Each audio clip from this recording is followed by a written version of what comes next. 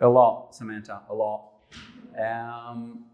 If you start with the first half, because what we said going into this game, we said we're going to look at it as 2 45-minute games and get different answers in different 45-minute period. I think in the first period, we got answers that, considering the experience we had on the park in the first 45 or the less experience we had, to commit to a game plan like that against Spain, one of the world's best team peaking for the Euros, and we're in a completely different situation right now. I'm actually really happy and proud about the girls' commitment.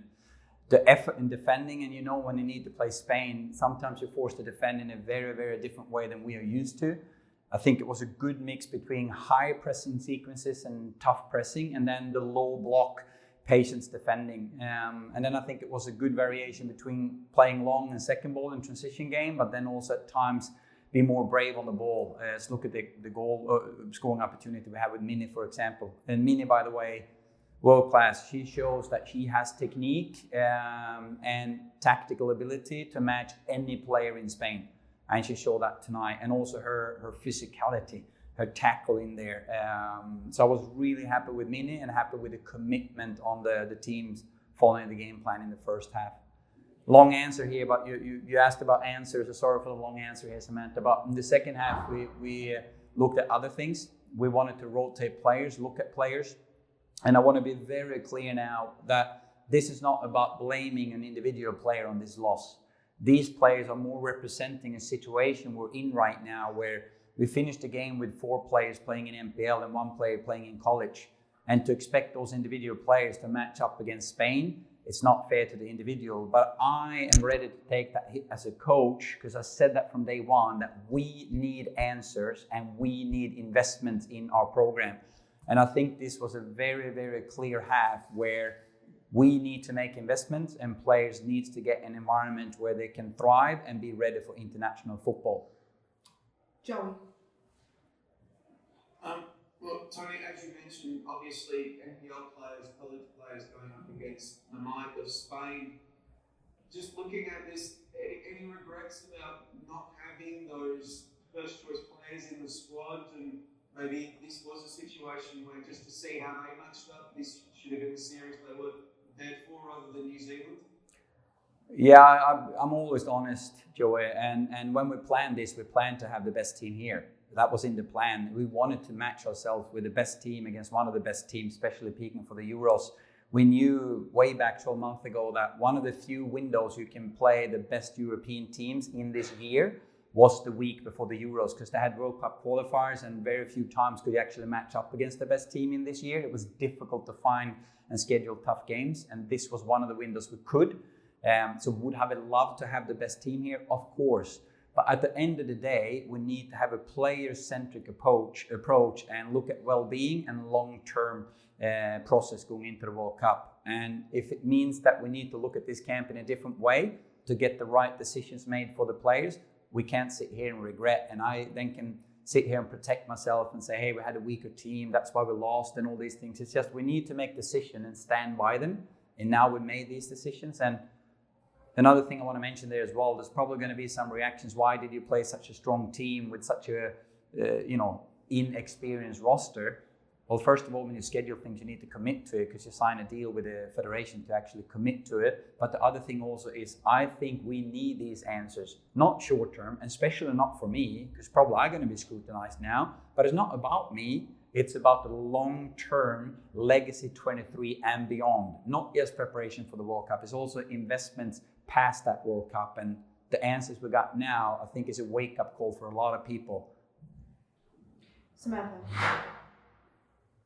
Tony, another thing that you said pre-game was quite a nice phrase, lose the game but win a player.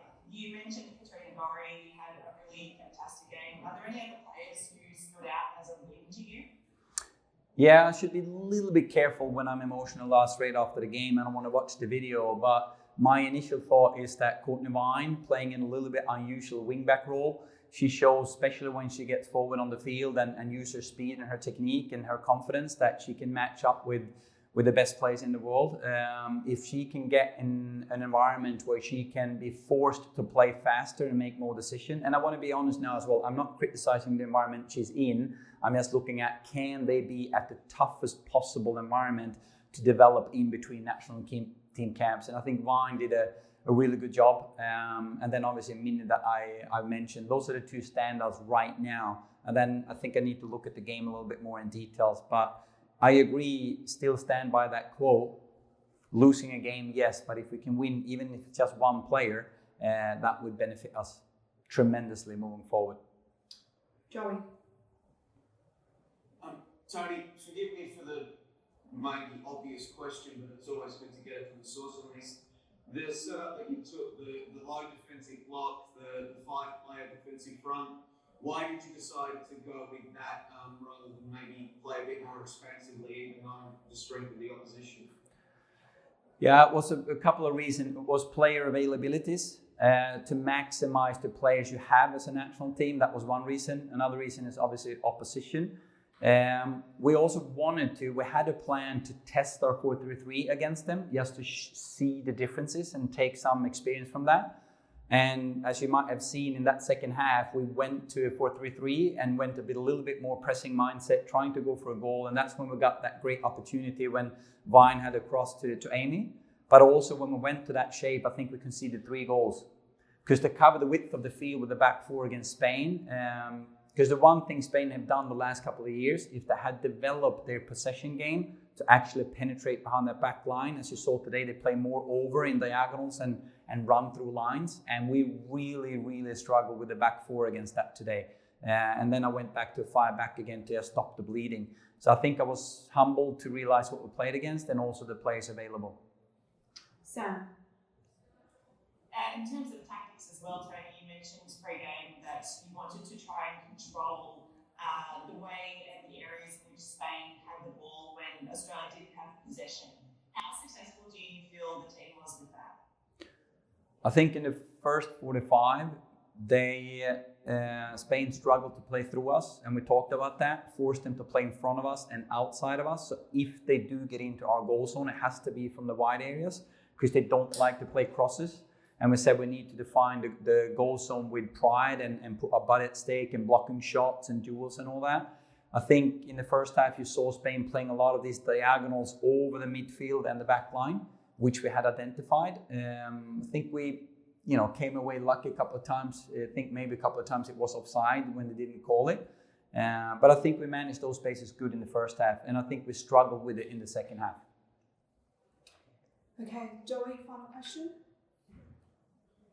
Tony, those goals in the second half, a number of 3 headers for the Spanish, and Luke giving up headers in the box that lead to goals.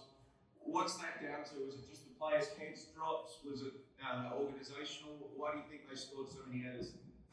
Well, first of all, it's a bit surprising because normally they don't score that many headers. They're not that type of crossing team. Maybe that was a change they did in halftime to tactically attack us differently. Because as you saw in our back 3, we had more outside back-like players in those positions, and only Polk as maybe the natural centre backs. And maybe to identify that we lacked a little bit of aerial presence in our back line, and to change those tactics a little bit. And then there's the cooperation there between a back line and a goalkeeper and some set plays there. And maybe the lack of continuity to play together could be a reason. But I think the main reason, Joey, to be honest, is that it was too fast for some players. And we need to get exposed to that. That's what I said straight away in the circle. And I'm not saying this to criticize the players. I'm saying it to help the players. This is what we need to get exposed to learn how quickly, if you're not in the right position quickly enough, you're not even in a position to win that duel. And then obviously I need to look at video to see, could we have won that duel? Were we in position, or was it just too fast for us to even get there?